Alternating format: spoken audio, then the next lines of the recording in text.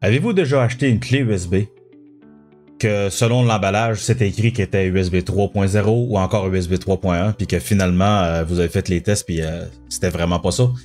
Ben, il y a une raison à ça, je vous explique ça maintenant.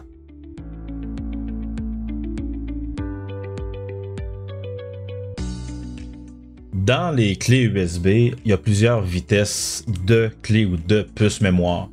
Il y a beaucoup de clés USB qui sont annoncées à être une vitesse de USB 3. Théoriquement, ça devrait rouler à 5 gigabits. Il y a même des clés USB, comme celle-là que j'ai ici dans mes mains, qui est une clé USB SanDisk, mais elle est cotée comme une clé USB 3.1. Donc, théoriquement, elle roule à 10 gigabits, encore 1.15 gigs/seconde.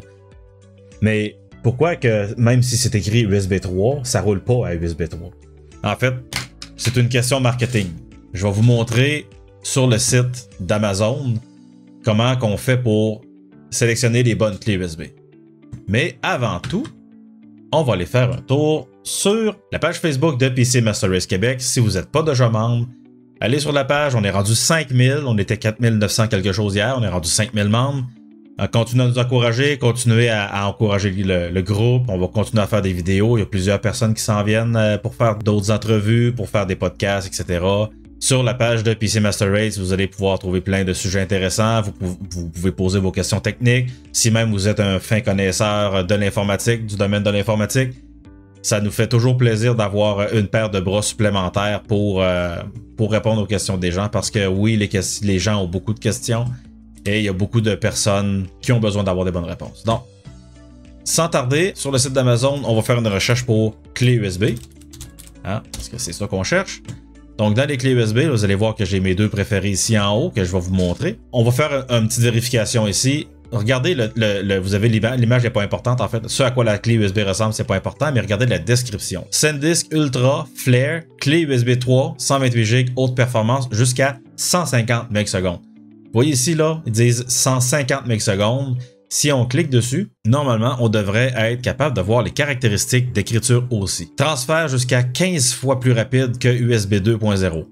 C'est une clé USB 3 qui normalement devrait fonctionner sur un bus USB 3. Ça fera pas 500 MS/s. Celle-là fait 150, mais c'est quand même déjà pas mal mieux qu'une clé USB, supposément une USB 3 qui roule à 15-20 MS/s. Read speeds of up to 150 MS/s. Transfert speed up to 130, 150, 150, 150. En fait, ils disent pas la vitesse d'écriture directement comme ça. Il faut commencer à se méfier. Pourquoi que je dis ça? Je vais vous montrer le document que j'étais en train de faire ici. Vous avez ici le modèle de la clé USB. La Cruiser Glide USB fonctionne sur un bus USB 2 à 480 Mbps, ce qui veut dire que la clé roule théoriquement autour de 40-45 MS/s. Si vous regardez la vitesse d'écriture, on a 36 en séquentiel, ce qui veut dire que ça écrit tout d'un bout le fichier. C'est correct. Et regardez la vitesse d'écriture, ça l'écrit à 4 MS/s. Si vous avez des documents Word, des photos, vous n'avez pas beaucoup de documents, vous modifiez une affaire, vous sauvegardez ça, 4 MS/s, c'est correct. Ici, je vais vous montrer la SanDisk Cruiser Glide USB 3. J'ai fait le test comme ça, et ça va lire à une vitesse de 140 MS/s, 21 en écriture. C'est une 16 GB. C'est pas si gros que ça. Sauf que si j'ai une 128 GB, on s'entend que 21 MS/s, c'est rien.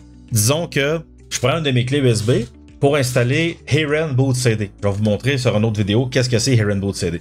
Donc, j'installe ça dessus pour être capable de démarrer n'importe quel ordinateur, soit en MBR ou encore en UEFI. Une fois que c'est fait, on peut démarrer l'ordi avec ça. Et une fois que j'arrive dans l'interface c'est comme un CD de démarrage, j'ai les fichiers ISO de Windows 10, Windows 8, Windows 7, Windows XP si je veux. Mais l'idée, c'est que à partir du moment où je pèse sur Power pour démarrer l'ordi, que je sélectionne ma clé USB et que là, le Heron est prêt, ça prend 2 minutes. Des fois, c'est un peu plus long que ça par le port USB 2.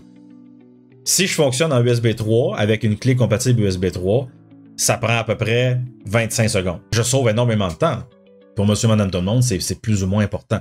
L'important à savoir, c'est que si vous êtes technicien informatique ou si vous avez besoin de transférer beaucoup de fichiers, je vais vous montrer celle-là que j'ai ici en main, qui est la SanDisk Extreme Pro USB 3.1, 128 et 256 GB. Vous allez me voir probablement en parler une fois de temps en temps sur le groupe. Regardez la vitesse de lecture. Ça lit à 418 MS/s. La 128 GB va écrire à 226 MS/s. et elle va lire à 348 MB/s. C'est épouvantable. Ça roule, puis ça roule vraiment ces vitesses-là. Là. Pour comparaison, j'ai vérifié avec, je vais prendre lui ici, Western Digital Blue. Il roule à 107 MB/s en lecture et en écriture. Le Crucial MX 500 qui est en SATA, ben ça fait quand même 563 MB/s. 563 en lecture, 514 en écriture.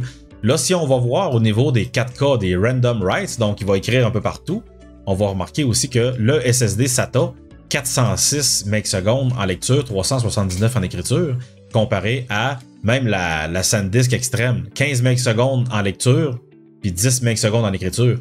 C'est pas pratique de lire et écrire Windows là-dessus. Vous pouvez l'utiliser comme pour démarrer, mais vous n'installerez pas de jeu non plus sur une clé USB comme ça n'a pas de sens. Donc, le besoin est pas là. Le besoin, c'est de la vitesse pure et dure en lecture séquentielle ou en écriture séquentielle. 418, 226. Et là, pour la comparaison ultime, le SSD NVMe Force MP500, c'est du PCI Express 3.0, 2429 en lecture, 888 en écriture. Je sais pas pourquoi je suis pas capable d'aller plus vite que 888.